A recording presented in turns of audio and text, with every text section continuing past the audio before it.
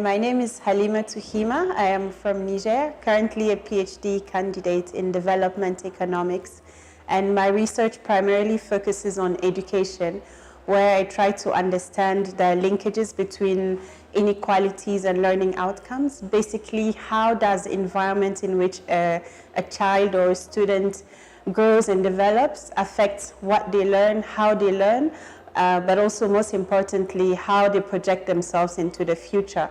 But beyond the individual level analysis, one thing that I also really try to understand is how can African countries shift their educational systems towards systems that work for the Africa that we have today and the Africa that we want in the next few years, really thinking about the education as a space that helps us build our communities, but also our economies and our countries.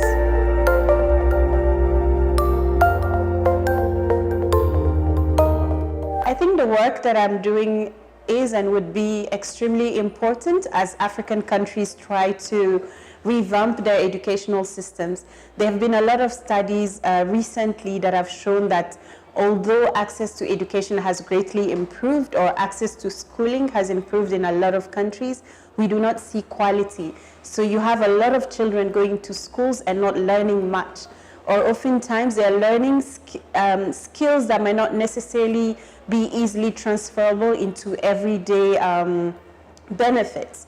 So the impact would be quite important if we are able, as a global or as a community of scientists and practitioners, to come up with ways to help countries move from that state of inadequacy to a place where they can actually use the educational system as a driving force. I think it could be really transformative for many. And beyond the countries, I think even at the individual level, you know, the expectation from families, from communities, is that when you send your child to school, the basics would be met. The basics being able to learn, being able to read, being able to write, and beyond that, really develop some sort of critical thinking. And unfortunately, a lot of the, especially public educational systems, aren't offering that today in African countries, and we need to change that if we are to move forward.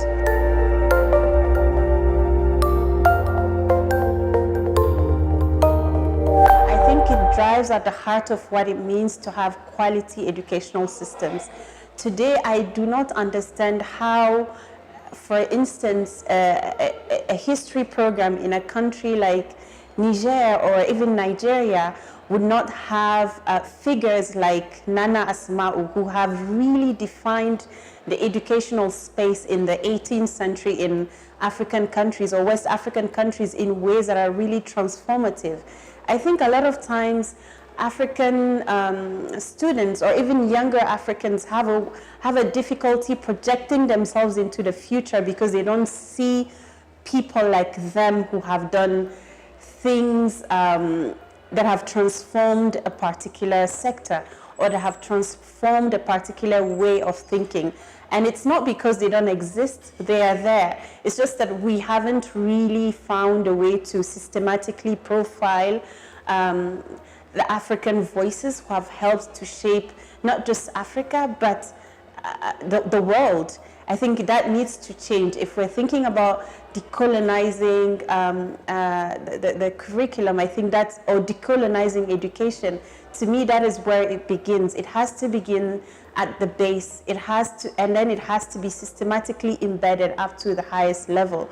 I think there have been a lot of movements primarily that have started primarily in South Africa that have been that have spread to other parts of the world, including Brazil, the UK. I think it's a very worthy cause, and it's something that I think universities have to take up very, very seriously. If we look at a lot of francophone, for example, the term francophone is not a term that I fully endorse, but if you look at countries where French is the language of instruction in universities, a lot of these movements I think are struggling to take roots, and that is because when we look at institutionally how these places have been built up, there are a lot of challenges that haven't yet been properly met.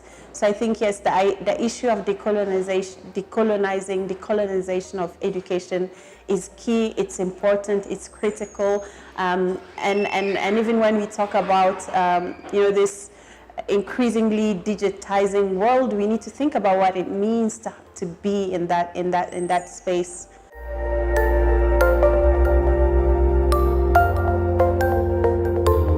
One of the most critical, I think, at the level of countries is to start to seriously invest in higher education. If you take historically countries like Japan or even China, I think one of the main reasons why they have been able to leapfrog from being poor developing countries to the countries that they are today is because they have really managed to strategically invest in many fields, including science and research. Because at the end of the day, research has to be contextual. And I think African researchers, African scientists are very well positioned to do research that has the capacity and the potential to change our countries. And I think a second gap is the fact that some of this research is actually happening in a lot of our universities and institutions of higher learning. But there's a very massive and wide gap between research, policy, and practice. So a lot of that research doesn't get translated into practice, and vice versa. A lot of the practice that we have oftentimes is not informed by proper critical research. I think it's really important and critical that we bridge that gap between those two worlds, bridging that gap between the research, the policy, and the practice in order for our research to be relevant, and in also for the practice to be drawing on the massive pool of research findings that I think can really inform how we go about seeing certain sectors and certain fields and development itself.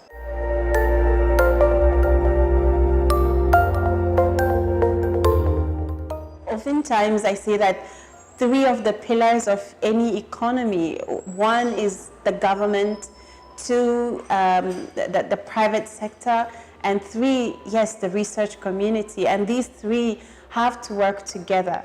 Government, in the sense that government have the possibility and the capacity to create an enabling environment for good research to happen. And I think as someone who calls herself a Pan-African, a Pan-Africanist, we need to think beyond the confines of our own frontiers. I think in terms of trade, African countries are moving towards that, with the African Continental Free Trade Agreement.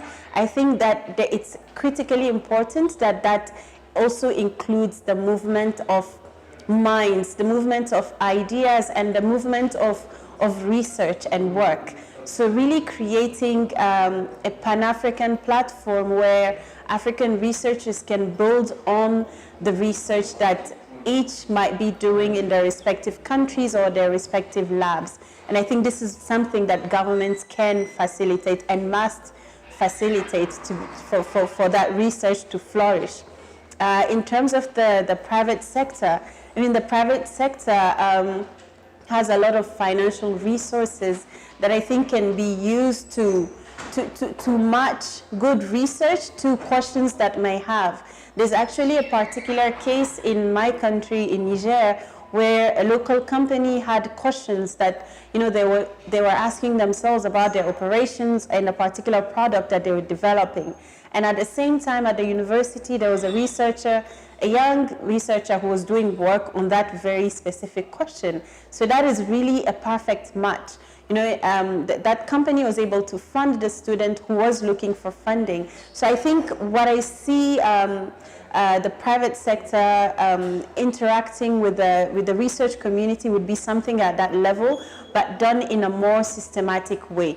This case that I just talked about was a happy accident. So what I want to see happen is really systematizing the happenings of those happy accidents, such as the private sector really plays its role in the research community. And I think that is already happening in a lot of countries. Some African countries also are beginning to take the lead on that, but I think it needs to happen for research to be to be deployed to its fullest capacity in a lot of our African countries.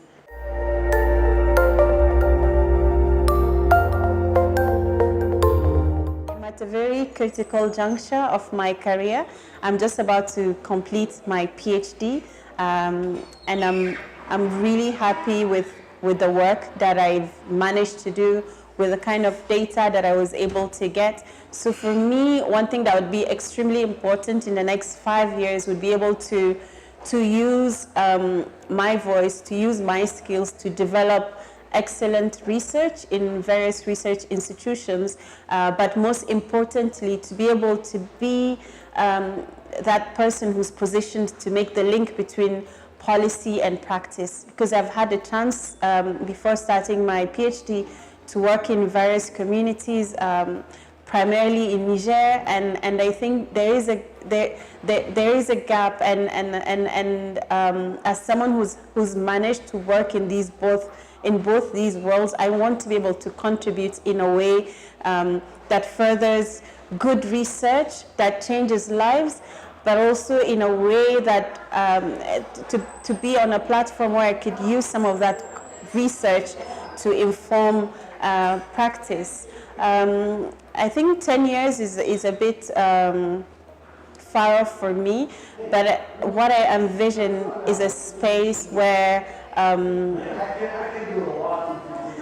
I think I could use my voice along with other people who are working in similar fields to push for change at a systematic level in our countries.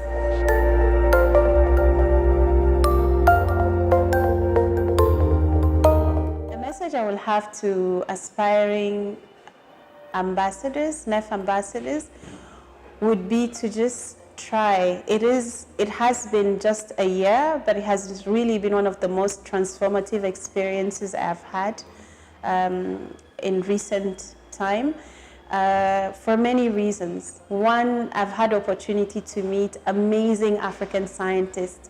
And to be honest, being a researcher as an African, especially in a Western institution, can be quite isolating. And I think to be in a space where you see Africans really pushing the frontiers of research has been one of the biggest gifts that NEF has given me, and I'm so incredibly grateful, to be able to engage with fellow ambassadors, but also the NEF fellows who are just fantastic human beings who are really doing good work. And to me, they are an inspiration to push my work, to push research in a way that really contributes to humanity. And I think the other thing that I will say is that many of us young researchers or scientists or whatever, young people really try to find a way to contribute to our countries or our various communities. And for me, one of the best ways I've done it in the last couple of years was through the Africa Science Week, which brought together thousands of people. And I was so pleasantly surprised to see how much need and how much demand there is for something like this in my country. And I've had the chance to attend other Africa Science Week in other countries, and it has been a similar response. So really, it's a beautiful community of Pan-African researchers and scientists that is coming together, and I'm so happy and so honored to be part of it, to grow with it, but also to be able to contribute to it in a very meaningful way. So if you're thinking about being a NEF ambassador, I say do not hesitate. There are NEF ambassadors in almost every African country. Approach them, ask them questions, and just learn.